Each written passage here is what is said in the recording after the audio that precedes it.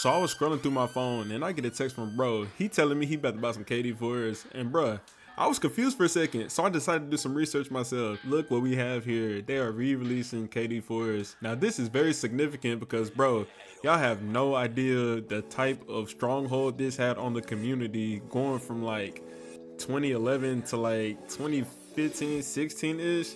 But man, this brought me back to good times. And that brings me to this thought. I realized Nike basketball had the game on lock, like 100%. They dead had us wearing Nike basketball shoes with jeans, joggers, and all that type stuff. Like bruh, they're dead basketball shoes. Like what are we doing? Like from Kobe's to LeBron's to KD's, all those were really the key points of the Nike basketball run. And with Nike being a powerhouse, mixed with 3 of the best athletes in the NBA at the time, and then with the popularity of the different colorways we had, that was just a recipe for success. And what stood out to me the most was the fact that each shoe was rare, each shoe had its meaning, each shoe meant something. Like, not even to compare it to Jordan, because Jordan is his own brand and they're known for what they're known for, but it's the fact that each shoe meant something, and that made the shoe special to each of us. And compared to the Nike basketball shoes we have now, the silhouettes back then were heat. Like the Kobe 7s, 8s, the KD 4s, 5s, 6s, 7s, and then the LeBron like 9 to like 11s, bro. Those were just heat. And with me being in middle school while the shoes were at a peak,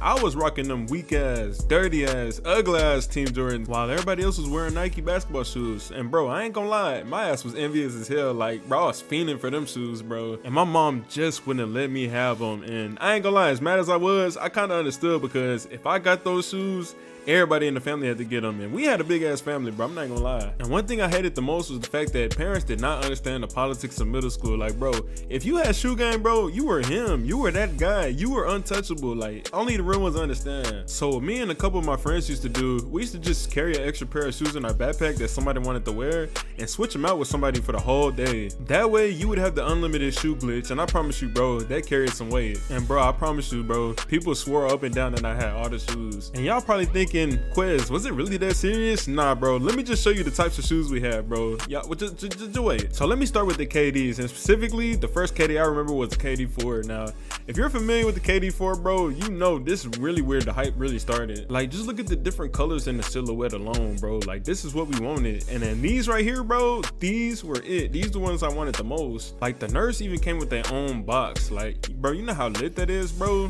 And then the fact that, bro, is selling these for $7,500, bro, it's 2025.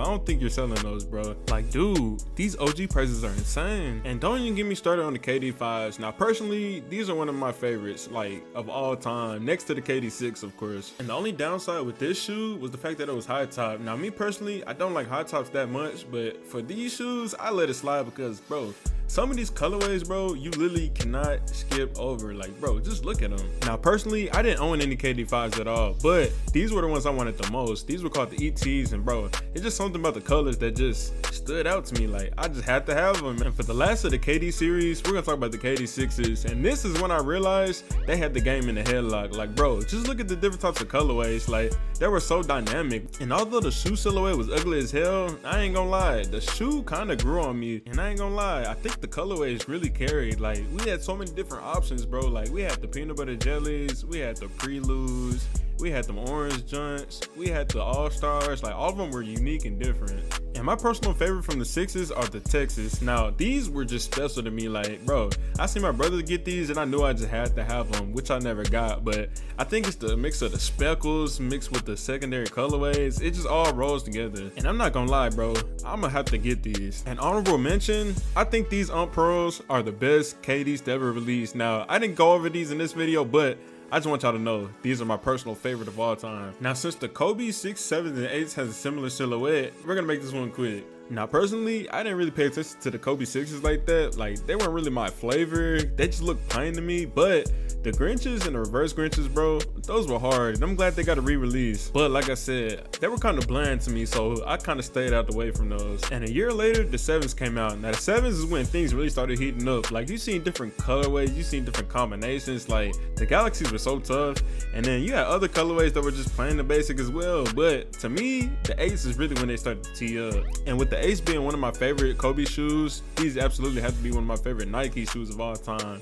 Like, bro, some of the colorways we got, bro, we were really being spoiled. Like, from the creativity to the fact that the shoe was a lower sneaker, which is my personal favorite. And then the fact that it was so many different styles you can get. These right here were the first pair I wore, and bro, I instantly fell in love with these. And I'm gonna show y'all a few of my favorite pairs. I'm gonna start with these ETs. Like, bro, the orange is just unmatched. Then we had the milk snakes. Like, bro, I swear I wanted these so bad. And now that I'm looking back at it, bro, these shoes right here got me thinking Nike was really in their effing bag, bro. Like, for real. And last but not least, we got a LeBron. So I'm gonna start with the LeBron 9s. Now the 9s, I didn't really like them that much. I thought they were kind of ugly, just a little bit. They had a few colorways, like the orange joints, them was straight. But personally, I just didn't like them. Like, I just feel like they were kind of hyper dunk looking ish. Now I know they similar to the KD5s, but the KD5s just had better colorways to me. And I only threw these in here because personally, I feel like a lot of people like these, so I had to throw them in here for the one time. But my personal favorite, and I think everybody's personal favorite, the LeBron 10s. Now LeBron 10s, they just did everything right. And for them to be a high top shoe, y'all already know how I feel about high top shoes. But these were heat, bro. I'm not even gonna lie to you. So many legendary and memorable colorways. Like, bro, the pure platinums, bro, heat.